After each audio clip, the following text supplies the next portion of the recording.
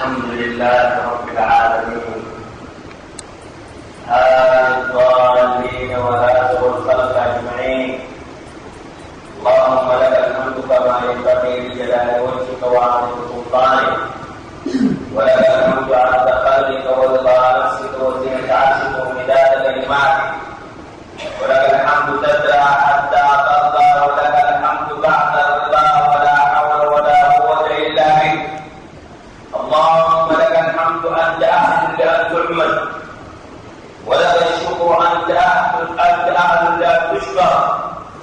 ونشهد أن لا إله إلا الله وحده لا شريك له الكامل الذات العظيم الصفات.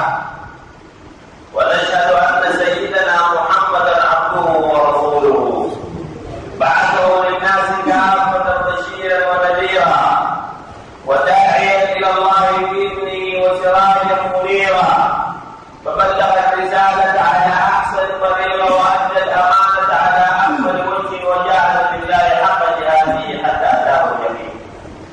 اللهم صل بأفضل صلاة وأتم صلاة وأفضل صلاة وأعظم صلاة، وسلم بأفضل سلام وأتم سلام وأفضل سلام وأعظم سلام على سيدنا ومولانا محمد رسول الله صلى الله عليه وسلم، وعلى آله وأصحابه وأتباعه وكل من وفق لسلكناته إلى يوم الدين. عدد خلقك ورضا نفسك وزنة عرشك ومداد كلماتك يا رب العالمين. اللهم أعز عنا سيدنا ومولانا محمد رسول الله صلى الله عليه وسلم أفضل ما جازيت به نبيا عن سنته يا رب العالمين، وأجزي اللهم عنا خير الجزاء، وأجزي اللهم عنا ما أنت أهله، وأجزي اللهم عنا ما هو أهله، وأجزي اللهم عنا كما يحب ويرضى وكما تحب وترضى يا رب العالمين. أحبة الإيمان، إخوة الكرام، أيها المسلمون، أولا نسأل الله عز وجل أن يغفر لكل من حضر جمعتنا هذه وأن يملكه مقاصده يا رب العالمين. ونسأله سبحانه وتعالى وجل وعلا أن يتقبل من الحاضرين جميعا الصيام والقيام يا رب العالمين. ونسأله سبحانه وتعالى وجل وعلا أن يجعلنا من الذين يستمعون القول فيتبعون أحسنه، أولئك الذين هداهم الله وأولئك هم أولو الألباب. أحبة الإيمان والكرام، ثانيا يقول الله سبحانه وتعالى في كتابه العزيز: وإذا سألك عبادي عني فإني قريب أجيب دعوة الداعي إذا دعان فليستجيبوا لي وليؤمنوا بي لعلهم يرشدون.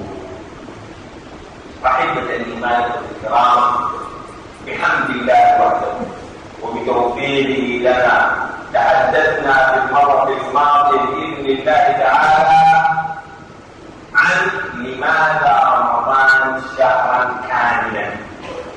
مولانا جل جلاله بعد ما قال يا أيها الذين آمنوا كتب عليكم الصيام كما كتب على الذين من قبلكم لعلكم تتقون أياما معدودات.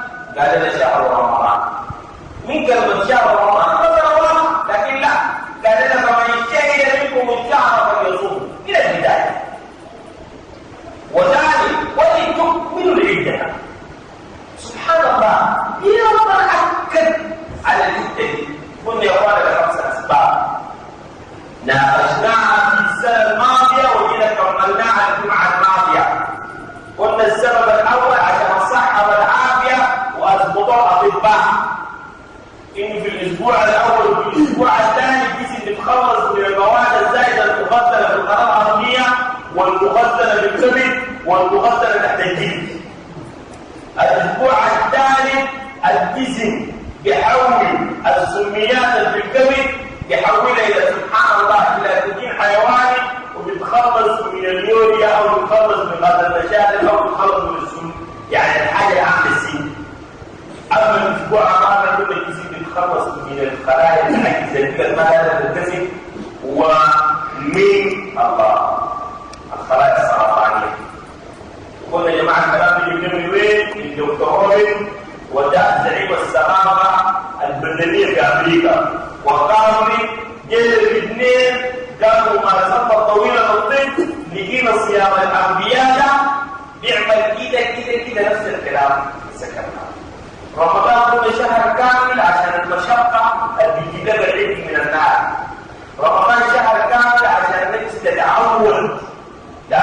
تقول ده يخلي الشاي ده بالتدريج، ده يخلي الصحون ده بالتدريج، ده يخلي السجاير ده بالتدريج، كمان ده يخلي الرذائل وتحلل بالضمائر. لا بد ان تتدرج.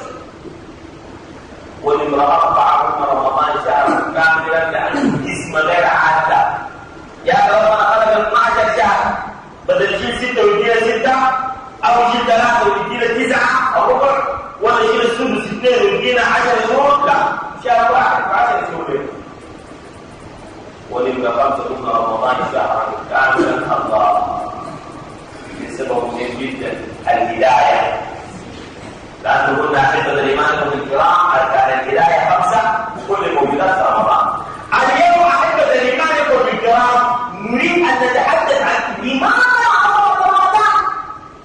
يعني ليه ربنا خلق في رمضان 30 خاصية كل خاصية تحيز؟ السبب شنو؟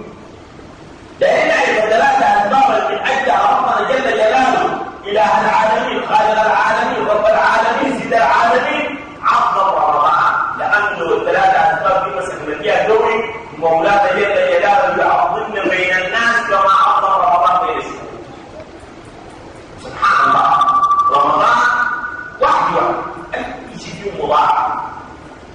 يعني حتى الجمعة في رمضان لما تيجي بدري، الجمعة في غير رمضان وهو الإمام أحمد بن مسلم وطبراني بن مجمع وأبو داوود والترمذي وابن ماجه وابن حبان والبزار وأبو يعلى ال9 دعوات عن سيدنا مسلم أن النبي صلى الله عليه وسلم قال من غسل يوم الجمعة واغتسل وبكر وابتكر ومشى ولم يأت ودنا من الإمام والصبر كتب الله له بكل خطوة إلى تلك عمل سنة المسيئة وقيامه. أما رمضان كله خطوة 70 سنة، لأن رمضان نافلة كالفرض والفرض ك70 فرض.